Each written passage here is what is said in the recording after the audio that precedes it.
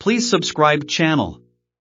U.S. President Joe Biden has labeled his Chinese counterpart, Xi Jinping, a dictator, claiming Beijing was humiliated after one of its weather balloons accidentally strayed into American airspace earlier this year. Biden discussed the row over the balloon at a fundraiser in California on Tuesday, suggesting the incursion was unintentional, even while stating that the craft was designed for espionage. He said the mishap blindsided Chinese officials, including Xi. The reason why Xi Jinping got very upset, in terms of when I shot that balloon down with 2 boxcars full of spy equipment in it, was he didn't know it was there, Biden said. That's a great embarrassment for dictators. When they didn't know what happened. That wasn't supposed to be going where it was. It was blown off course. The Chinese balloon floated into U.S. airspace in February and, after several days, was shot down by a fighter jet. While Washington has repeatedly described the device as a spy balloon, Beijing maintains it was a civilian airship used to gather meteorological data, and that it floated off course by mistake. The balloon triggered anxiety for U.S. officials, with the military firing on several other objects spotted in American skies soon after the first incident.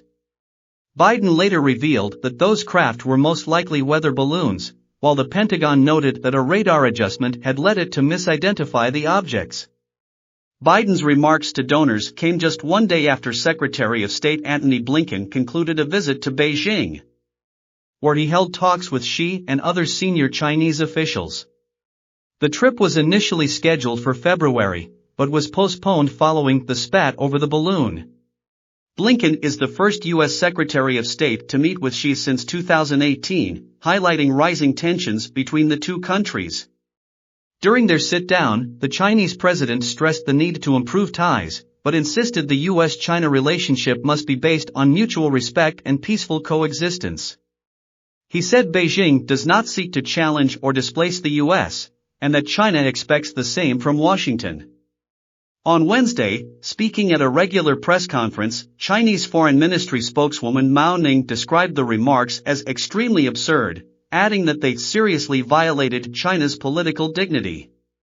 She said that such statements also violate diplomatic etiquette and contradict basic facts.